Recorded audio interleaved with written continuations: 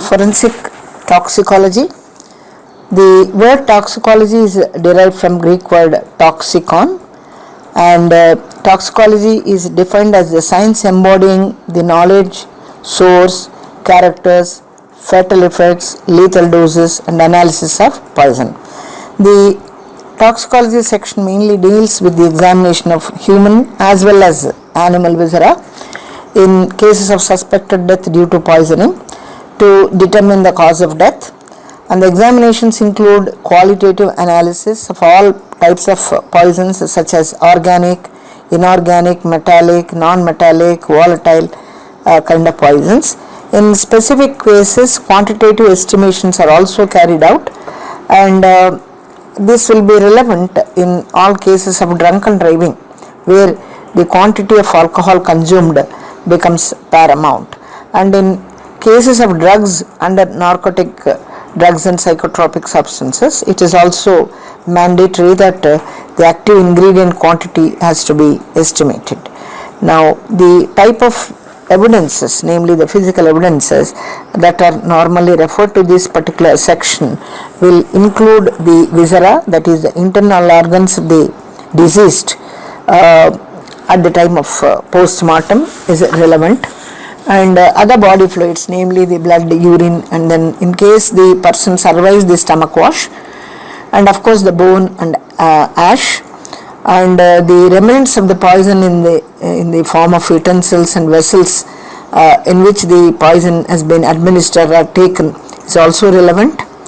and the liquor bottles that are present in the scene are also relevant, and at times the person may survive after vomiting, so in such instances vomited material is also important. The remnants of food material that is left over, the water samples, suspected soil, and then the syringes, and then in case if somebody is trying to take drug overdosage, then the syringes are also important, the drug bottles are also important, and tablets, and then the medical wrappers, they are also important, and drugs, pesticides, and other unknown poisons that are available in the scene, and of course the ground glass pieces, then plant roots in case of the poison having a vegetable origin, and then the leaves, bark, fruit, seeds of or latex of some plants are also poisonous, so if those materials are encountered from the scene, they need to be collected, and other powdered forms of plant material may also be present, and they will be normally administered with the food, that is they will be mixed with the food and they will be administered. So all these evidences are sent to the laboratory. Now in all such cases, the type of question that can be put to the expert for eliciting information will include whether any poison or a drug or alcohol is detected, and if it is detected, what is the nature of that poison, and whether in case of bones and ash, especially in exhumed bodies, it is relevant. Whenever there is a doubt as to the cause of death, it is quite relevant that to ask this particular pertinent question, whether any metallic poisons, toxins are detected, and what is the nature of the metal poison, because except metal poisons and slow poisons, the other kind of poisons, it is very difficult to detect, and whenever the situation warrants, whenever the IO has to determine this kind of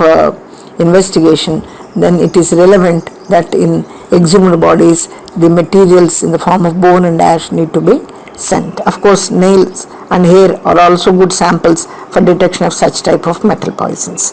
and in case of utensils, vessels that are used to administer the poison, it will be relevant to ask whether any poison is present and what is the nature of poison. In most of these cases, only these two type of questions can be asked: whether it is poison in the first place, and in what dosages will it be deleterious, and whether quantification can be done. And as I said, quantification will be relevant only in certain cases, that is the drunken driving cases and the NDPS type of poisons where the quantity is quite relevant. Now, the precautions that the IO has to adopt while he collects these type of materials is mostly the viscera after the post-mortem. It is the job of the doctor conducting the post-mortem to collect the relevant targeted kind of a viscera, and then it is his job to preserve them properly so that they will not putrefy or degrade by the time they reach the lab. Stomach contents, small intestine, liver, kidney in separate containers, not less than 100 grams, and in case of blood it should not be less than 5 to 10 milliliters, and then the kidney at least half one kidney is relevant. These materials need to be collected. In case if it is a liquid poison which is encountered in a container in crime scenes, it is relevant not to transfer the same into a portable kind of a container, because the container will give a lot of information as to the capacity of the poison and how much is being used daily and how much is left over, so that what is the consumption can be calculated. In case of tablets which are countable, the count should also be indicated, and the observation as to whether the expiry date is over or whether it is a overdosage will bear a lot of things in the process of investigation.